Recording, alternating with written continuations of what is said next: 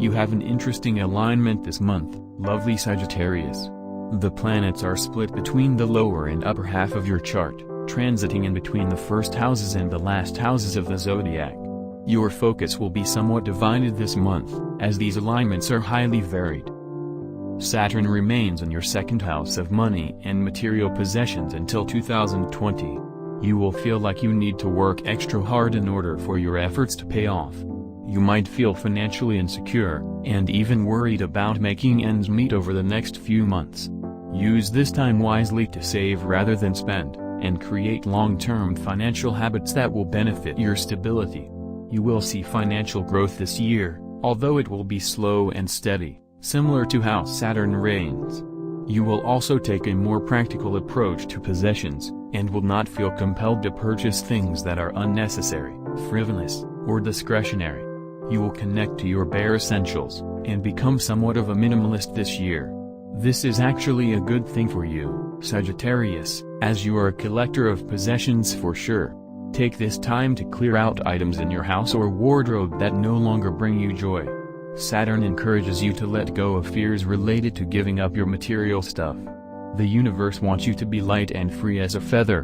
The Venus beings in your second house of money as well. This relates to Saturn's alignment, further emphasizing the need to feel secure and financially stable.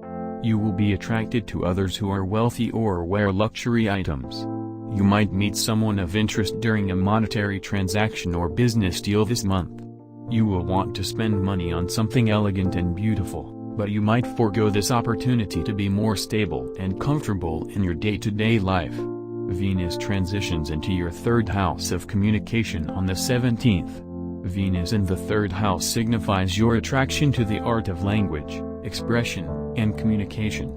You will be great at expressing yourself this month, and will also be drawn to all mediums of communication.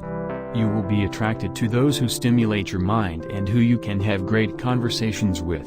Use this time to connect with your partner or loved one regarding intellectual pursuits you both enjoy. This is an excellent opportunity to develop intimacy in a different way this month. The Sun left your house last month and is now in Capricorn at the beginning of January, your second house of money. You will be highly focused on material possessions and monetary gains, and your personality will be driven by your financial security. It is important now that you feel secure and stable, as you might be prone to anxiety anyways if you feel off balance. On the 19th, the Sun shifts into your third house of communication in Aquarius. Here, you will be drawn to highly intellectual conversations and topics, channeling your inner bookworm. Communication is your forte this month, and the Sun certainly assists you in being your best self in this department. Mercury begins in your house, and transitions to your second house on the 11th. You will take time making decisions this month and will have a hard time dealing with pressure. If you are working under a deadline, make sure to get a healthy head start, as procrastination is not your friend this month. You will take in information quite readily and be sharp within your career. It is also a good time to plan out any future expenses that might be overwhelmingly large. Mercury is in a positive and practical aspect here, and is there to help you in all your major decisions this month. Mars is in your 12th house of the subconscious. This is quite an interesting alignment, as Mars is the planet of outward action, and your 12th house is the sector of inward action. Your hidden thoughts, dreams, feelings, and deepest intuition lie here. This is indeed the most psychic house of the zodiac, ruled by Pisces. It is highly spiritual in nature, and you may feel more connected with your spirituality this month. You may want to retreat inward and keep a lot of privacy, as you will need to reflect on these psychological elements. You might feel drained from being around others, and it is important to recharge your batteries during this time. Pay extra attention to your dreams, and it might be wise to keep a journal by your bedside in case you have any midnight revelations. On the 26th, Mars shifts into your house. You will certainly feel way more energetic, enthusiastic, and will feel a surge of adrenaline when Mars gets there.